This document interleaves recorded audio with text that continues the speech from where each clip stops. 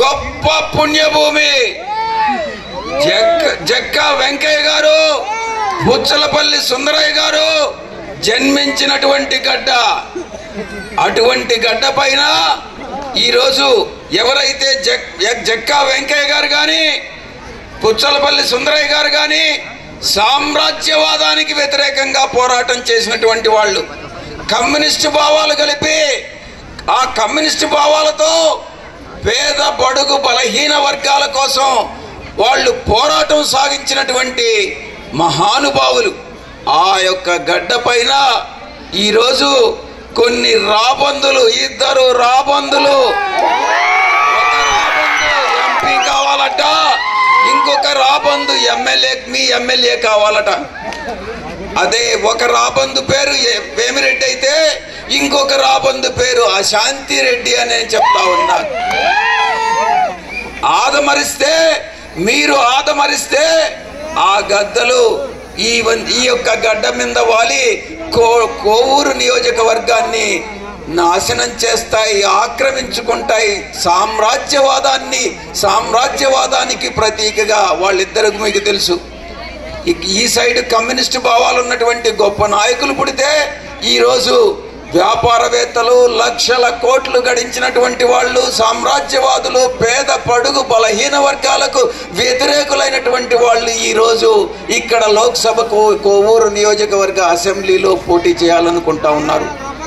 మీరే విఘ్నులైనటువంటి మీరే, చైతన్యవంతులైనటువంటి మీరే వాళ్ళకి గుణపాఠం చెప్పాలి అని నేను మీ అందరికీ కూడా నేను చేతులు జోడించి, నారా లోకేష్ నెల్లూరుకు వచ్చి ఒక సమావేశంలో చెప్తాడు, మీటింగ్ లో జూలై 13వ తారీఖు నెల్లూరుకు వచ్చినప్పుడు తను వేమిరెడ్డి ప్రభాకర్ రెడ్డితో మాట్లాడాడట.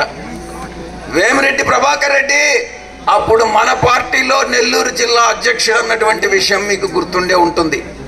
అంటే సంవత్సరం క్రితం రోజుల నుంచి ఈ యొక్క కుట్రలు, కుతంత్రాలు మన పార్టీ అధినాయకుడు జగన్మోహన్ రెడ్డి గారికి వ్యతిరేకంగా ప్రారంభమయ్యాయన్నటువంటి విషయం మనం తెలుసుకోవాలి.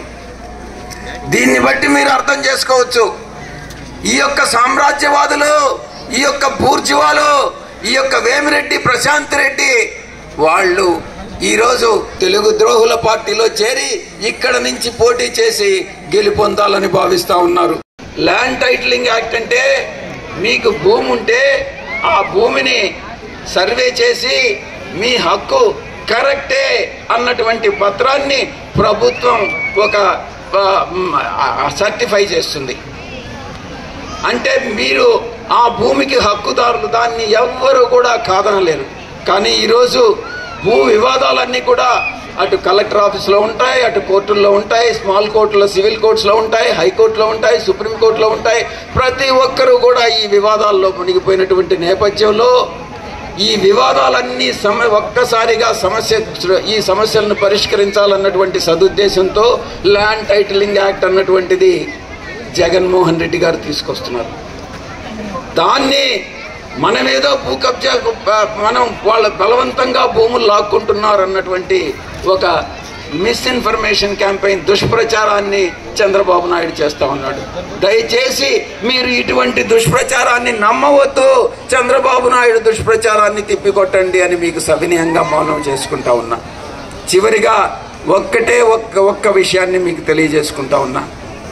లోక్సభ అభ్యర్థిగా మీకు సేవ చేసేటటువంటి భాగ్యాన్ని నాకు కలిగించండి. శాసనసభ్యుడిగా అన్న ప్రసన్న కుమార్ రెడ్డి అన్నకి మీకు సేవ చేసేటటువంటి భాగ్యం మరొక్క తరం మీరు కల్పించండి.